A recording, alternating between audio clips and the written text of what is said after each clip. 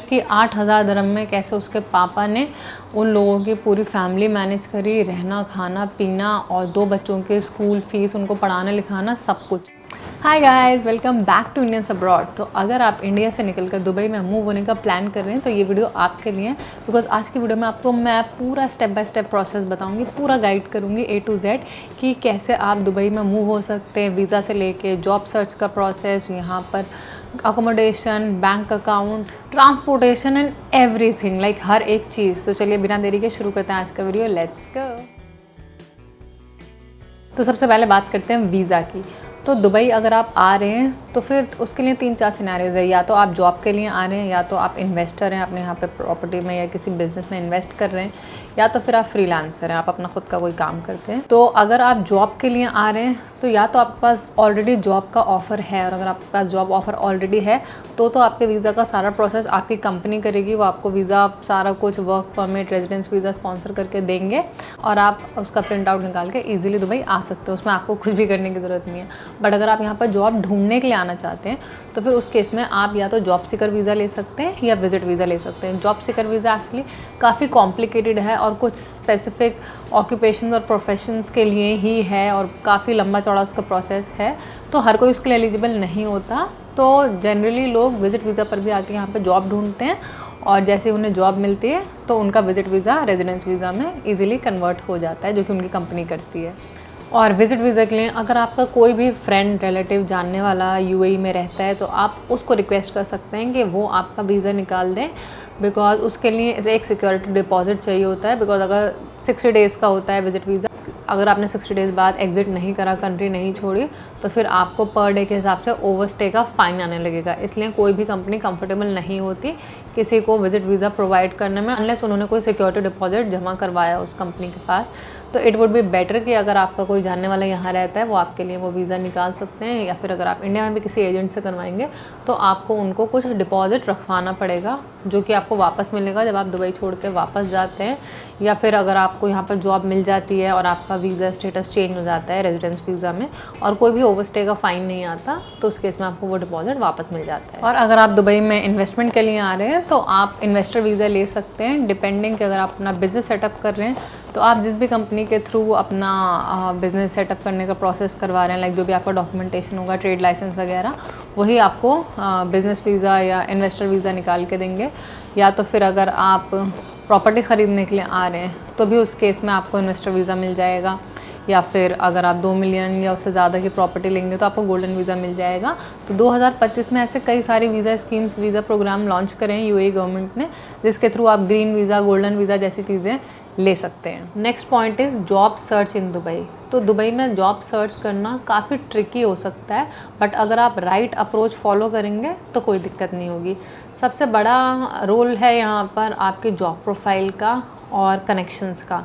तो अगर आप लिंक्डइन पे आप अपनी अच्छी स्ट्रॉन्ग प्रोफाइल बनाते हैं तो सबसे ज़्यादा हम रिकमेंड करते हैं लिंक्डइन के थ्रू लोगों को अप्रोच करना। बट ऐसे नहीं कि आप रोज़ बैठ के 100-200 लोगों को रैंडमली मैसेजेस कर रहे हैं, स्पैम कर रहे हैं। यू नीड टू सी कि किस कंपनी में ओपनिंग है, डिटेल्स आपकी प्रोफाइल कितनी मैच करती है, अभी आप उनको अप्रोच करें। जो भी हायरिंग मैनेजर होगा, that would be the right approach कि आप टाइम इन्वेस्ट करें अपनी एग्जैक्ट प्रोफाइल ढूंढने का, अपना जो आपके लिए बिल्कुल सूटेबल हो, जो आपके प्रोफाइल से मैच करता है। तो दुबई में सबसे ज़्यादा जो इफ़ेक्टिव जॉब पोर्टल्स हैं, जो सबसे ज़्यादा काम करते हैं, वो है नौकरी गल्फ, बेयूथ, इंडीड और एज आई सेड लिंक्डइन। और नेटवर्किंग भी काफ़ी इम्पॉर्टेंट है। तो अगर आपके दुबई में जानने वाले लोग रहते हैं जो ऑलरेडी उस फील्ड में हैं, तो आप बिल्कुल भी हेजिटेट ना करें, उनसे हेल्प लें, उनसे पूछें। अगर उनकी कंपनी में आपके प्रोफाइल की सेम कोई रोल है, कोई ओपनिंग है, वैकेंसी है, तो आप उनके साथ अपना CV शेयर करें और वो लिंक शेयर करें कि भाई आपकी कंपनी में ये मेरी प्रोफाइल की ओपनिंग निकली हुई है, तो प्लीज़ आप अपने HR तक मेरा CV पहुंचा दें, because it really work. But उसके लिए भी आपका राइट एटीट्यूड होना चाहिए। अगर आपके ही रोल का, अगर आपके प्रोफाइल की कोई जॉब वैकेंसी है तभी आप बोलें उस बंदे को, ऐसे नहीं कि रैंडमली। बिकॉज हमें भी इतने मैसेजेस आते हैं इंस्टाग्राम पर और कि यार मेरी दुबई में जॉब लगवा दो, एज इफ़ किसी के हाथ में वो ज़माना तो है नहीं कि सिफारिश से चाचा ताया का बेटा और ये वो रिश्तेदारी में जॉब लग जाती है। आपकी कंपनी में वो पोजीशन होनी चाहिए, और वो पोजीशन जो वैकेंसी निकली है वो जो सामने वाला की रिक्वायरमेंट है या जो उसका एक्सपीरियंस है उसके प्रोफाइल से मैच करनी चाहिए, तभी कोई आपकी हेल्प कर पाएगा। तो उसी केस में आप लोगों को अप्रोच करें और सही लोगों को सही चीज़ के लिए सही टाइम पर अप्रोच करें। बिकॉज हम लोगों को भी बहुत बुरा लगता है लोगों को मना करना, या ऐसा लगता है वी फील सो हेल्पलेस कि यार हम किसी की जॉब कैसे लगवा सकते हैं, और पता नहीं लोग क्या एक्सपेक्ट करते हैं कि हम यहाँ पर बैठ के पता नहीं कैसे किसी की जॉब लगवा देंगे। उसके अलावा बहुत सारी रिक्रूटिंग कंपनीज़ होती हैं, आप उनको अप्रोच करें, उनसे अपना CV शेयर करें, उनसे बात करें। और यहाँ पर काफ़ी सारे ऐसे जॉब फेयर्स होते हैं, ऐसे नेटवर्किंग इवेंट्स होते हैं जहाँ पर आप जाकर रिक्रूटर्स से मिल सकते हैं, काफ़ी सारी कंपनीज से मिल सकते हैं, अपना CV शेयर कर सकते हैं। तो ये सारी अप्रोचेज़ बिल्कुल सही अप्रोचेज़ हैं। नेक्स्ट बात करते हैं कि कौन सी बेस्ट जॉब इंडस्ट्रीज़ हैं दुबई में इन 2025। तो जैसे कि हम सभी जानते हैं AI का ज़माना है, तो IT and AI data science वाली जो जॉब्स हैं वो दुबई के मार्केट के लिए बेस्ट हैं। अगर आप इस प्रोफेशन में, so this is the place for you. और वो हाई पेइंग जॉब्स भी होती है, जैसे कि मैंने अपनी लास्ट वाली वीडियो में बताया था सैलरीज इन दुबई। तो अगर आपने वो वीडियो नहीं देखी आप वो जाके चेकआउट कर सकते हैं। यू विल नो कि इन सब प्रोफेशंस में कितनी ज़्यादा सैलरीज होती हैं। दूसरा है फाइनेंस एंड बैंकिंग, उसमें भी बहुत अच्छी जॉब अपॉर्चुनिटीज़ होती हैं। उसके अलावा है हेल्थ केयर, देन आपका रियल स्टेट एंड कंस्ट्रक्शन जो होता है उसकी भी बहुत सारी जॉब्स होती हैं, बिकॉज हर टाइम दुबई में कंस्ट्रक्शन तो चलता ही रहता है। आपने दुबई का इंफ्रास्ट्रक्चर देखा है तो आपको मालूम होगा। उसके बाद आता है टूरिज़्म एंड हॉस्पिटैलिटी इंडस्ट्री। तो अगर आप इनमें से किसी भी प्रोफेशन में, इनमें से किसी भी फील्ड में, तो Dubai is the right place for you. इन सारी फील्ड में दुबई में बहुत ज़्यादा जॉब की अपॉर्चुनिटीज़ होती हैं। Next step is document attestation. तो हमने डॉक्यूमेंट अटेस्टेशन के ऊपर एक पूरा वीडियो बनाया, उसका लिंक भी मैं नीचे डिस्क्रिप्शन में डाल दूँगी, आप वो जाके चेकआउट कर सकते हैं। और आई थिंक अभी भी बहुत सारे लोगों को बहुत कन्फ्यूजन है कि आपको अपनी कौन सी डिग्री अटेस्ट करानी चाहिए।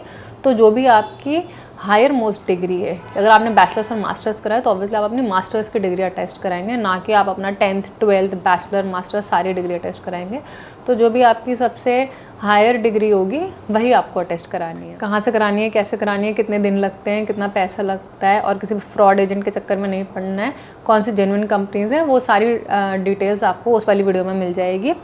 और कौन कौन से डॉक्यूमेंट्स होते हैं जो आपको अटेस्ट कराना होता है। अगर आप मैरिड हैं और अपने स्पाउस के साथ, अपने पार्टनर के साथ यहाँ पर मूव होना चाहते हैं तो आप मैरिज सर्टिफिकेट भी अटेस्ट करा कर लाएँ। और अगर आपके बच्चे हैं और आप यहाँ पर आएंगे तो ऑब्वियसली उनका स्कूल में एडमिशन भी करवाएंगे, तो उनका बर्थ सर्टिफिकेट भी वहाँ से अटेस्ट करवा कर लेकर आए। अगला स्टेप है अकोमोडेशन का। तो ऑब्वियसली जब आप दुबई आएंगे, चाहे आपको जॉब ऑफ़र इंडिया से ही मिला हो या आप जॉब ढूंढने के लिए आ रहे हैं, तो आपको आते ही यहाँ पर शॉर्ट टर्म स्टे के लिए कुछ ना कुछ अकोमोडेशन चाहिए। तो आई वुड सजेस्ट कि इनिशियली आप एयरबीएनबी ले सकते हैं अगर आपको बजट में मिल रहा है, या फिर hotel apartment. Because hotel apartment में क्या होता है कि किचन होता है, लॉन्ड्री होती है, वॉशिंग मशीन होती है और किचन के सारे इक्विपमेंट्स होते हैं।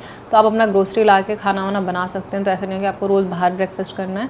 और होटल अपार्टमेंट का रोज़ क्लीनिंग भी आपको मिल जाती है, तो वो भी आपका टाइम बचता है। रोज़ आपका रूम सर्विस आपको मिलेगी, हाउस क्लीनिंग मिलेगी, आप अपना खाना घर में बना सकते हैं, वॉशिंग मशीन होगी, कपड़े वपड़े धो सकते हैं, लॉन्ड्री सब कर सकते हैं, वो सब फैसिलिटीज़ मिलेगी। बट अगर वो भी आपके बजट में नहीं है तो जो आप बजट होटल्स होते हैं वो बुक कर सकते हैं। या फिर अगर आपका बजट बहुत ही ज़्यादा कम है और आप जॉब ढूंढने के लिए आना और आप ज़्यादा पैसा नहीं खर्च करना चाहते initially, because you are not sure आपको जॉब मिलेगी या नहीं मिलेगी, आप ऑब्वियसली वहाँ से अपनी जॉब छोड़ कर आएँ और यहाँ पर आकर आप अपनी सेविंग स्पेंड कर रहे हैं, तो Duvizzle.com है, वहाँ पर आपको शॉर्ट टर्म स्टे के लिए काफ़ी सारे ऑप्शंस मिल जाएंगे।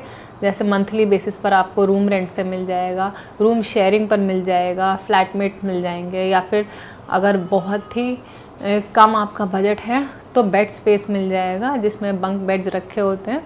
एक रूम में 4, 8, 10 ऐसे डिफरेंट वो होते हैं, लोग रहते हैं। तो जितना ज़्यादा लोगों के साथ आप शेयर करेंगे उतना आपको सस्ता पड़ेगा। वो आपको 500 से 1000 दिरहम मंथली में मिल जाएगा। बट शॉर्ट टर्म स्टे के बाद फिर आपको यहाँ पर आकर ऑब्वियसली लॉन्ग टर्म के लिए अकोमोडेशन ढूंढनी होगी। तो यहाँ पर जैसे एनुअल बेसिस पर आप कोई भी अपार्टमेंट रेंट करते हैं, जो आपका रेंटल कॉन्ट्रैक्ट बनता है, एग्रीमेंट, वो 1 साल का होता है। तो उसके लिए डिफरेंट एरियाज़ हैं, आप चूज़ कर सकते हैं, एक तो अपने बजट पे और दूसरा अपने ऑफिस लोकेशन पे। तो कौन कौन से अफोर्डेबल एरियाज़ हैं उसके ऊपर भी मैंने पूरी वीडियो बनाई है, ये वाली आप जाके देख सकते हैं, रेंट्स इन दुबई। तो आपको पता चल जाएगा कि किस एरिया का क्या प्रोज है, क्या कौन है और क्या बेनिफिट्स हैं, पब्लिक ट्रांसपोर्ट है या नहीं है कनेक्टेड, और किस रेंज में, किस बजट में वहाँ के रेंट्स होते हैं। बट जो सबसे अफोर्डेबल एरियाज़ हैं दुबई में वो अलनादा, इंटरनेशनल सिटी, बर्थ दुबई, ये सारे एरियाज़ हैं जहाँ पर आपको बहुत सस्ते में अकोमोडेशन मिल जाएगी।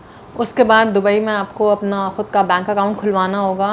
अगर आपकी जॉब लग चुकी है ऑलरेडी तो एक तो आपका सैलरी अकाउंट आपकी कंपनी ही खुलवा के देगी, बट उसके अलावा अगर आपको सेविंग अकाउंट या दूसरा अकाउंट खुलवाना है अपने ख़ुद के यूज़ करने के लिए, बिकॉज इतने सारी आप ट्रांजैक्शन करेंगे अपने खर्चे और सारी चीज़ें करने के लिए, आजकल बैंक अकाउंट तो आप सबको पता है कितना मैंडेटरी है, हमारी लाइफ चल नहीं सकती उसके बिना।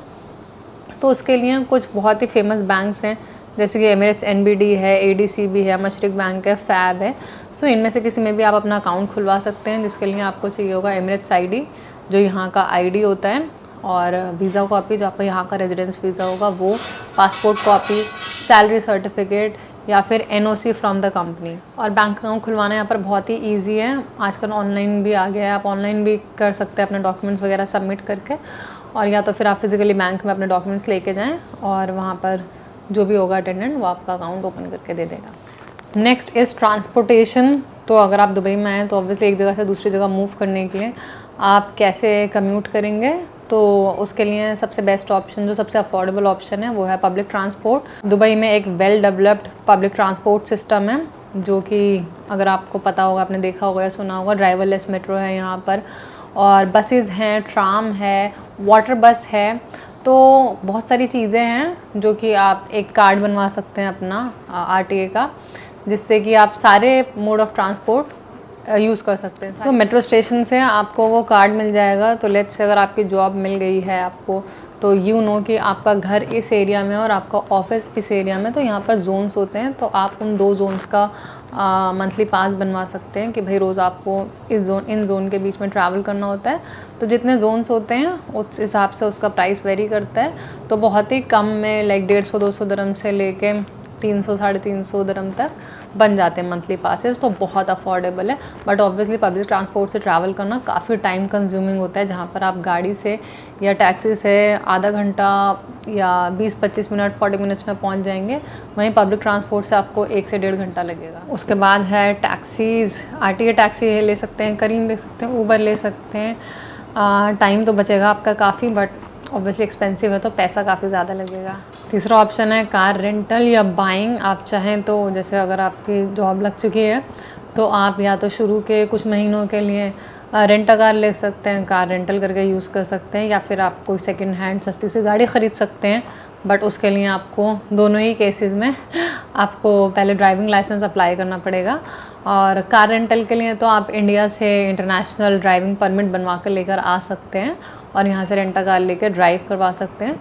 बट ख़ुद की गाड़ी ख़रीदने के लिए आपको ऑब्वियसली पहले लाइसेंस लेना पड़ेगा, which will again take a lot of time, and because कुछ महीने के बाद ही होता है कि आपको रहते हुए इतना टाइम हो गया, आपका वीज़ा इतना पुराना है, आपकी जॉब इतनी पुरानी है, 3 मंथ्स या 6 मंथ्स, उसके बाद ही आप ड्राइविंग लाइसेंस के लिए अप्लाई कर सकते हैं। प्लस वो जो पूरा प्रोसेस होता है, क्लासेस वगैरह लेना, plus it's an expensive affair, तो उसमें आपके आई थिंक 4-5 हज़ार दिरहम लगते हैं। तो इतना पैसा तो लगता ही है, और उसमें 2-2.5 महीने भी लगते हैं टोटल पूरे प्रोसेस में, अगर आपने फ़र्स्ट अटैम्प्ट में क्लियर कर लिया। वरना आप जितनी बार अटैम्प्ट करेंगे, जितनी बार ट्राई करेंगे, उतना टाइम और उतना पैसा लगेगा। और एक और बहुत अच्छा ऑप्शन है जो मुझे बेस्ट लगता है, जो मैंने अपने टाइम में यूज़ करा है जब मैं जॉब करती थी, कार लिफ्ट का। तो यहाँ पर ये बहुत अच्छा ऑप्शन है, बिकॉज काफ़ी सारे लोग पैसिव इनकम के लिए क्या करते हैं, जैसे वो point A two point B जाते हैं अपने ऑफिस, तो वो अपने एरिया से या डिफरेंट एरिया से जो भी रास्ते में पड़ते हैं वो ऐड डाल देते हैं। वही सेम डिविज़ल पे आप ढूंढ सकते हैं कार लिफ्ट का ऑप्शन। तो वो जैसे आपको 8 बजे ऑफिस पहुंचना है, तो they will pick different people from their places, आपके घर से आपको पिकअप करेंगे, आपको ऑफिस ड्रॉप करेंगे, और शाम को आपके ऑफिस से पिक करके आपको आपके घर पे ड्रॉप करेंगे। तो उससे ना आपको लाइसेंस लेने की ज़रूरत, ना गाड़ी लेने की ज़रूरत और ना पब्लिक ट्रांसपोर्ट में धक्के खाने की ज़रूरत। तो मैंने तो कार लिफ्ट लगवा रखी थी और आराम से मैं अपना सोते हुए जाती थी और सोते हुए आती थी। तो उसमें उन 1-2 घंटों में सुबह 1 घंटा, शाम को 1 घंटा, 2 घंटे में अपनी नींद पूरी कर लेती थी या फिर अपने बाकी के काम कर लेती थी। तो मेरे हिसाब से ये ऑप्शन बेस्ट है। मैं तो मसरूर को भी बोलती हूँ कि क्यों तुम रोज़ ड्राइव करके ऑफिस जाते हो, उससे अच्छा तो कार लिफ्ट लगवा लो, कम से कम नींद पूरी हो जाएगी, अपने बाकी के बंदा काम कर सकता है उस टाइम में। Because when you are driving you can't do any other thing, but when you are only sitting you can do a lot of things in that time. And don't get me wrong कि भाई सोने इतना क्या important है इस बंदी के लिए, she is not productive at all, सोने के बारे में सोच रही है। बट जब से हमारे बच्चे हुए हैं और मार्च से तो हम मतलब इतना ज़्यादा परेशान हो चुके हैं, 1 साल से भी ज़्यादा हो चुका है वो अब। तो अभी तक भी वो पूरी रात सोने नहीं देता, ना सोता है ना सोने देता है। तो नींद इस टाइम पर एक लग्जरी बन चुकी है हम लोगों के लिए। थोड़ा सा भी टाइम मिले तो हम अपनी नींद पूरी करना चाहते हैं, इसलिए नींद इस टाइम पर हमारे लिए बहुत ज़्यादा इंपॉर्टेंट है। आई एम श्योर जिनके भी छोटे बच्चे होंगे या जो न्यू पेरेंट्स होंगे वो इस बात से कम्प्लीटली रिलेट कर पाएंगे। नेक्स्ट इज़ एजुकेशन और स्कूल्स। तो अगर आपके साथ आपके बच्चे भी रिलोकेट हो रहे हैं तो ऑब्वियसली आपको यहाँ पर उनका एडमिशन कराना पड़ेगा। तो दुबई में CBSE से लेके IB और ब्रिटिश करिकुलम हर तरह के स्कूल्स आपको मिल जाएंगे। तो आप अपनी चॉइस के हिसाब से, अपनी प्रेफरेंस के हिसाब से अपने बच्चों का एडमिशन उन स्कूल्स में करवा सकते हैं। और यहाँ पर स्कूल फ़ीस कितनी होती है उसके ऊपर भी मैंने पूरा एक डिटेल में वीडियो बनाया है, ये वाला आप जाके देख सकते हैं। सो यू विल नो कि यहाँ पर 700 दरम से लेके 7000 दरम या मे बी उससे भी ज़्यादा पर मंथ के स्कूल्स आपको मिल जाएंगे। तो चॉइस इज़ योर्स कि आपको किस तरह के स्कूल में अपने बच्चों को पढ़ाना है। एंड आई नो काफ़ी लोगों को ये इंप्रेशन जाता है कि Dubai is very very expensive और दुबई में रहना बहुत एक्सपेंसिव है, सिर्फ जिनकी सैलरीज बहुत ज़्यादा हाई हैं वही लोग अफोर्ड कर सकते हैं दुबई में, जो कि ऐसा बिल्कुल भी नहीं है। मैंने अपनी काफ़ी सारी वीडियोस में बार बार ये चीज़ बताई है कि दुबई में हर सैलरी रेंज वाले बंदे के लिए ऑप्शंस हैं। और मेरी कॉस्ट ऑफ लिविंग वाली वीडियो पर भी एक बंदी का कमेंट आया था सेल्फ कि 8000 दरम में कैसे उसके पापा ने उन लोगों की पूरी फैमिली मैनेज करी, रहना खाना पीना और 2 बच्चों के स्कूल फीस, उनको पढ़ाना लिखाना सब कुछ। तो अगर कोई भी बंदा स्मार्टली अपनी बजटिंग करे और अपनी सैलरी के हिसाब से सारी चीज़ें चूज़ करें, उस हिसाब से उस एरिया में 2 BHK की जगह 1 BHK, अगर आप कपल हैं 1 BHK की जगह आप स्टूडियो में भी रह सकते हैं। बिकॉज आप सारे दिन ऑफिस में काम करेंगे, सिर्फ रात को घर पर आके आपको खाना पका के खाना खा के सोना है। आप ऑब्वियसली हाउस हेल्प नहीं रखेंगे, आप अपने बच्चों को बजट स्कूल्स में जो इनकी फ़ीस कम है वहाँ पर डालेंगे। तो अगर आप स्मार्टली बजटिंग करेंगे तो बहुत ईजिली आप कम पैसों में भी दुबई में अच्छे से लाइफ गुजार सकते हैं। और इसी एडवाइस पे, इसी नोट पे मैं करती हूँ आज की वीडियो ख़त्म। आई होप आपको पसंद आई होगी और हेल्पफुल लगी होगी। ये थी पूरी गाइड। अगर फिर भी आपके कोई क्वेश्चंस हैं या आपको लगता है मैंने कोई पॉइंट मिस कर दिया, you can let me know in the comments. तो मैं नेक्स्ट वीडियो में या कमेंट सेक्शन में उसको आंसर करने की कोशिश करूँगी। अब आपसे मिलेंगे नेक्स्ट वीडियो में। Until then take care, bye bye.